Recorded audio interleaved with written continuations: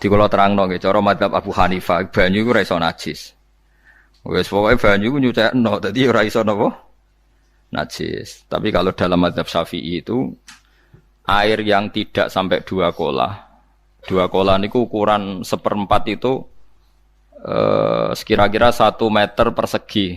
Berarti kiri kanan atas bawah niku napa?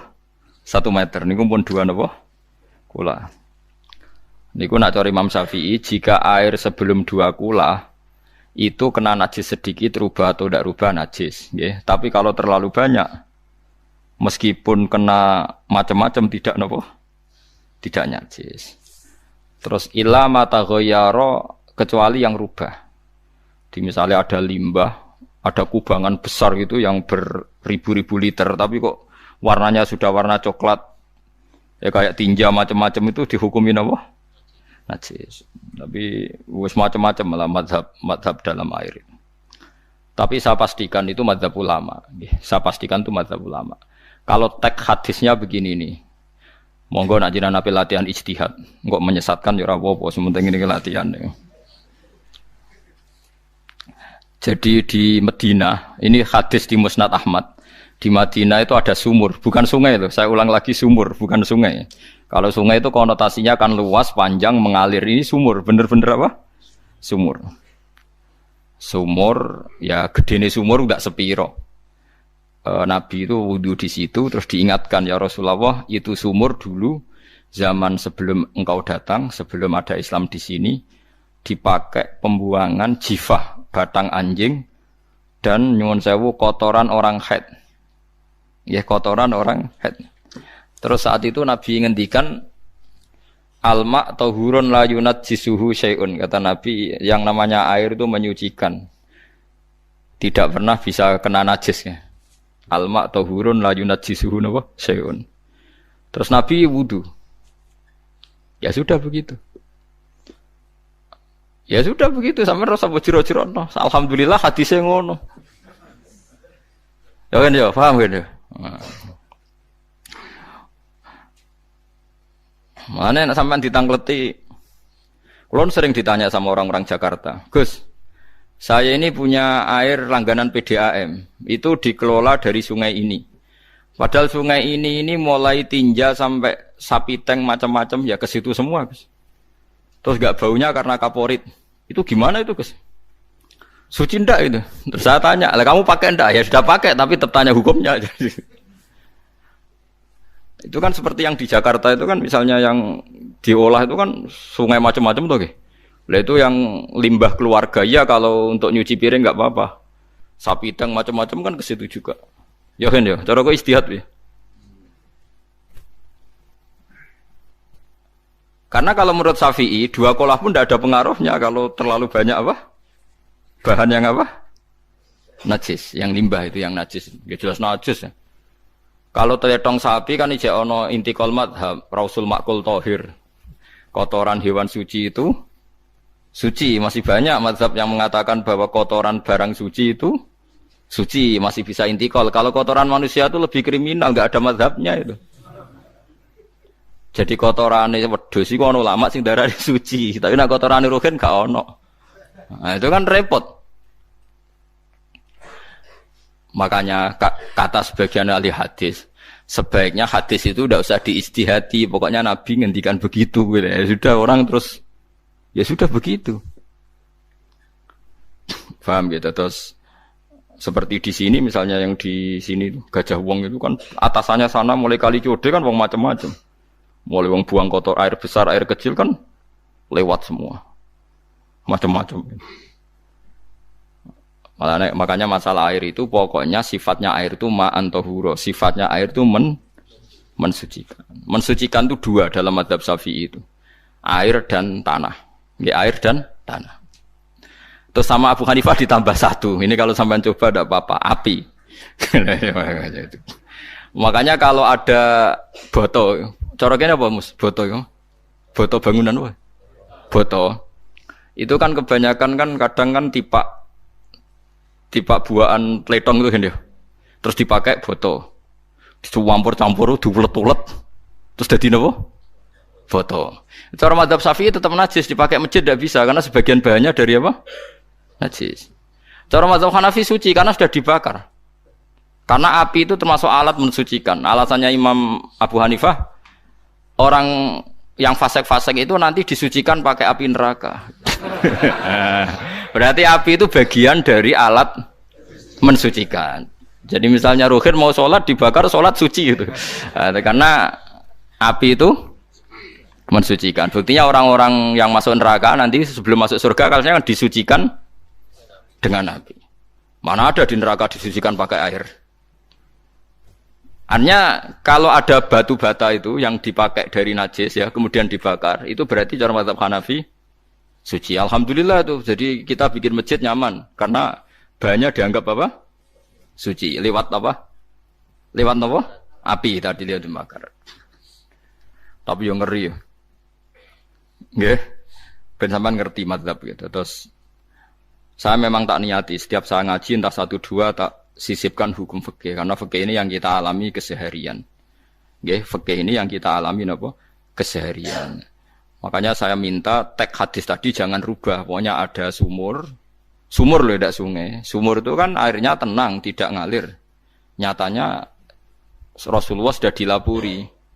Ini batang-batang anjing dan bekas orang-orang haid, kotoran haid itu dibuang di situ ya Rasulullah. Terus Nabi menjawab, alma utahurun la yunajjisuhu syai'un.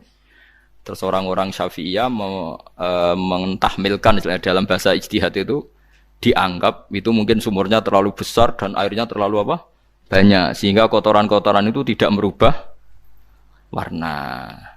Tapi kata yang lain-lain masa yang bener aja gitu, masa banyu diam dimasuki kotoran gitu tidak nopo rubah.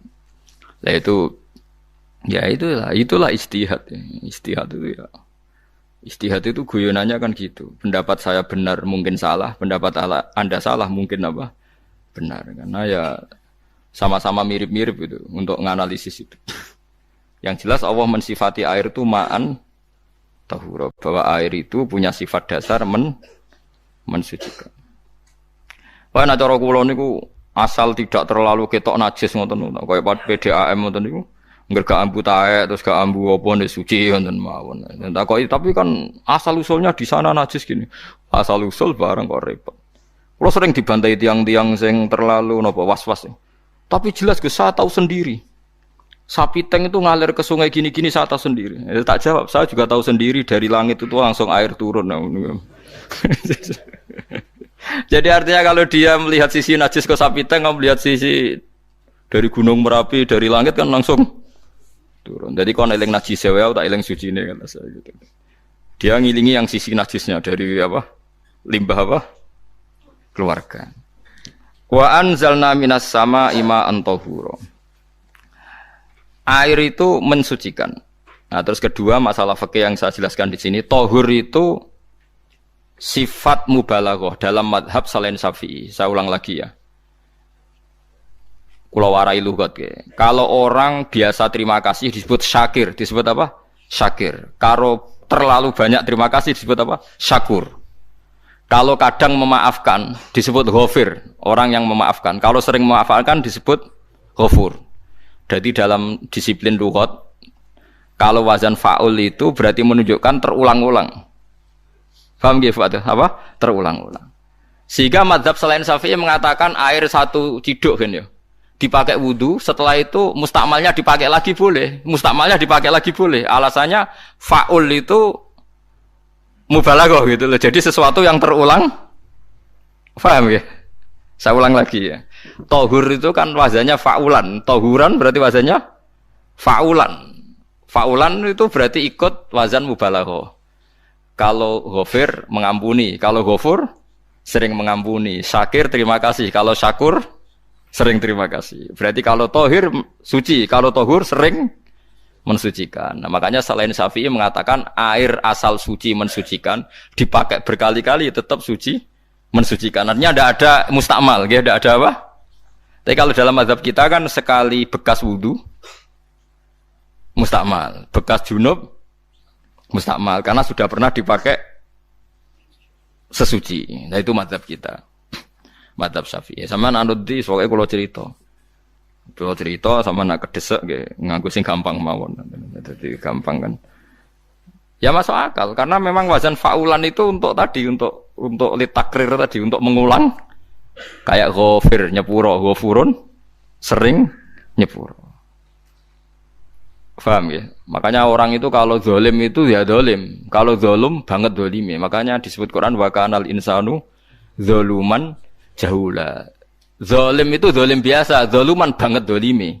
Jahil itu goblok biasa, jahulan banget gobloke. Berarti kalau tohuron banget nyuciin berarti diulang-ulang. Makanya mazhab lain mengatakan air itu tidak ada mustamal. Dan saya kadang ya intikal mazhab begitu. Nah intikal gimana? Coba kalau di hotel itu mustamal. Hotel itu kan kotaannya cilik tuh kan. Tahu nggak hotel mari ruhen. Kotaannya cilik. Terus kalau kita misalnya junub atau apa pakai ciduk itu kan tetap nyiprat Tomus. Nyiprat kena banyu di kotak yang cilik. Jadi kalau gak intikal mazhab pusing kan kita. Iya kan? Terus kemudian intikal lah suci guys. Takoki pangeran, takok gue bolak-balik intikal mazhab Gusti. Jare sapa jare Gus Pak ngono takoki ngono. Lah kowe muni kowe karo takoki malah pusing. Kayak Mbah Khalil Bangkalan itu. Kalau nalkin mayit itu masyhur Mbah Khalil Bangkalan. Tidak nalkin mayit itu. Yo kan yo, aku sibuk urusanku akeh. Takoki malaikat ngenteni Mbah Khalil, tinggal mire. Sing ngono tok. Ngonalkin meneh. Yo jiyo, soe nak takoki malaikat marbuka manabiuka ngenteni ketuane. Maksudnya ngenteni dekne. Ya sudah ditinggalin. Ya orang ditakoki wong dekne orang kabudut. Pokoke diwarai kabeh. Nah, terakhir beliau rodok modern. Ngenteni ketua rombongan pokoknya. Jadi nanti yang jawab itu ketua rombongan. Tapi aja tiru kan kamu takoki malaikat ngentosi Gus Pak. Aku teko tutuki mawon Gusti. Sewen. Yakin muga ruhin ngomong ngoten kula ngomong Mungkar Nakir. Kamu tahu kan tugas standar Anda apa? Ya tugas standare Mungkar Nakir nutuki iku biasa wae. Biasa nutuki tak kan apa? Nah itu mungkin bagian guyone wali ku jek mungkin. Kadang orang itu engkar ndak bisa. Yaitu tadi piye wae resmi teksnya Allah tu yaumana kullu unasim bi imamihim. Nanti manusia dipanggil itu per ketuanya. Bukan per individu kesuwen. Jadi ada teori itu yang mungkin benar. Ya, teori itu yang mungkin benar karena kita nanti di mahsyar juga dipanggil ketuanya dulu. Jadi ya ma'asyarus Syafi'iyah, terus Imam Syafi'i disuruh maju ya ma'asyarul Malikiyah. Karena ketua ini nanti yang menciptakan mazhab. Karena ada pepatah an-nasu ala dini mulukihim. Manusia itu ngikuti tradisi ketuanya. Lagi coba orang Indonesia mbok bodoh mbok ora, mbok pinter mbok ora ngger Abu Bakar ya radhiyallahu anhu. Coba kalau tradisinya Syiah, mungkin Abu Bakar laknatullah alaihi kan gitu. Ya kita tidak tahu begitu. Akhirnya kita ketiban apik karena menghormati apa? Sahabat. Artinya ketua itu penting, menciptakan suasana ketua itu penting. Coba kalau tanpa ketua, mungkin kita tidak punya tradisi. Makanya yang dipanggil itu ketuanya. Paham? Makanya sampean milih ketua itu yang benar. Setidaknya orang ikhlas. Misalnya rapati benar, penting ini ikhlas. Ngeri itu kalau pas sampean dipanggil nunjuk ketua itu. Kemudian ketua partai, wah panggil pangeran bingung sampean. Ketua sopo nyebut ketua partai. Ketuane partai dia celuk pangeran Melayu. Wah, ngadepi pangeran meriang tetep. Paham gitu. Jadi nanti sampean itu ditanya itu lewat nopo? Lewat nopo? Ketua. Terus ketua nanti itu ngecek ada nur yang dipakai alamat dia ngikutin ndak. Nah, yang paling ngeri ya termasuk Rasulullah. Rasulullah itu nanti pakai standar itu. Inna umati yut'auna yaumal qiyamati hurran muhajjalin min atharil wudu. Itu kan ada tanya jawab sama sahabat. Kata Rasulullah, kamu tidak usah khawatir kalau saya meninggal. Meninggal saya itu baik. Hayati khairun lakum wa mamati khairun lakum. Saya hidup di antara kalian ya baik, setelah saya meninggal juga baik. Ya Nabi ya unik. Amma hayati fali asunna lakum as-sunan. Kalau saya masih hidup berarti saya bisa meneladani kamu melakukan beberapa sunnah, beberapa tradisi. Sunnah itu tradisi. Jadi ora kudu artine sunnah iku wajib atau sunat. Buktine ning Quran ana sunnatallahi allati sunnatullah fil ladzina khalau min qabl. Jadi sunnahnya, tradisinya Allah menghukumi orang-orang dulu. Itu bisa orang benar, bisa orang tidak apa? Benar. Kata Nabi, kalau saya masih hidup, fali asunna lakum asunan, saya bisa mentradisikan kamu beberapa sunnah, bisa wajib, bisa sunnah. Wa amma wafati ya khairun lakum. Kalau saya sudah meninggal nanti juga bagus. Mergo aku nak SK pundhut jare Nabi, aku jejer pangeran. Dadi nak roh kowe apik, saya muji Allah, nak roh kowe elek, langsung saya minta ampunan kepada Allah. Dan semua umatku nanti diampuni. Terus Nabi mulai menangis. Tapi ada beberapa masalah. Ketika orang-orang itu ternyata umatku, mau saya ajak ke surga, kata Tuhan, kata Allah, innahum qad ahdatsu ba'dak. Mereka ini bikin aturan aneh-aneh setelah kamu Muhammad. Terus fa'aqulu suhqan, ya sudah kalau gitu tak tinggal ke surga, tidak ikut masuk surga. Nah kemudian ulama berdebat, ahdatsu itu apa? Ada yang itu bid'ah gitu. Macam-macam. Kalau ulama sunni ahdatsu itu ya bid'ah ibadah mahdhah. Jadi misalnya orang melakukan sholat zuhur kok 6 rakaat itu kan wong nganggur papat kesel kok malah muni 6 itu. Utawa zuhur kok mau 3 rakaat itu kan ya itu bid'ah. Karena ibadah mahdhah. Tapi kalau masalah sosial itu fleksibel. Fleksibelnya adalah misalnya dulu Nabi naik unta, orang yang anti bid'ah juga naik Innova. Padahal dulu naik unta. Orang-orang yang poligami itu ya tidak nunggu istri pertama mati. Padahal dulu Nabi poligami setelah Sayyidah Khadijah meninggal. Ya mereka baik-baik saja. Alasannya poligami sunnah Rasul. Padahal nak detailnya sunnah Rasul poligami setelah istri pertama meninggal. Jadi kayak Ruhin itu belum boleh. Istrinya kan masih hidup 2 dia. Tapi sudah.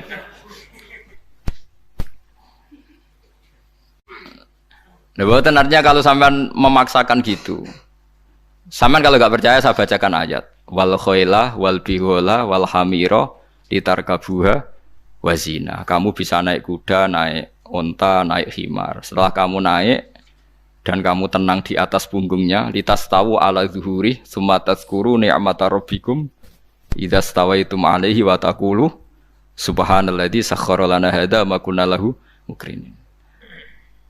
Artinya ketika kita naik unta zaman dulu dan tagnya memang unta, itu terus kamu baca subhanalladzi sakhkhara lana hadza. Apakah sekarang kesunatan baca itu kalau yang ditumpai unta, sehingga kalau yang naik Innova tidak usah baca itu gitu. Wah, aku numpakku ora unta kok, dadi ora usah maca subhanalladzi apa? Sakhkhara lana. Dhisik Nabi maca iku mergo numpake unta. Ya ngajak goblok bareng to, mosok tepuk kanthi begitu itu. Makanya sensitif, bakas bid'ah ndak itu sensitif. Tidak usah dibahas, biasa saja. Nek senak ra cocok ya diem aja. Sudah, sebenarnya ra cocok ora sampe nglakoni tapi tidak usah komentar karena jelimet. Saya pernah ditelepon orang, dimaki-maki. Orang Sidoarjo. Padahal wong Jawa Timur, ya aneh. Kan ada orang matur Rasulullah namanya Abdullah bin Amr. Ya Rasulullah, saya ini kuat puasa terus, kata Nabi jangan puasa 1 bulan 3 hari saja itu sama dengan 1 bulan penuh karena 1 puasa sama dengan 10 masih balelo terus termasuk menyangkut Quran. Ya Rasulullah, saya ini tiap hari khatam Quran, jangan 1 bulan sekali saja baru khatam. Enggak ya Rasulullah, saya ini ingin sering khataman. Ya sudah kalau gitu seminggu sekali sab'al layal. Saya lebih kuat ya Rasulullah, 3 hari 3 hari saja khatam sekali. Iqra'hu fi salasin, kata Nabi. Ya Rasulullah, saya lebih kuat ketimbang itu. Tidak ada yang lebih baik ketimbang itu, kata Nabi. Kemudian orang itu anti semaan, karena semaan itu kan 1 hari khatam. Faham ya? Maksudnya hadis tadi yang di Bukhari dipakai dalil anti apa? Semaan, karena semaan itu 1 hari apa? Khatam. Lewat telepon, pertama lewat santri saya, terus lama-lama lewat telepon.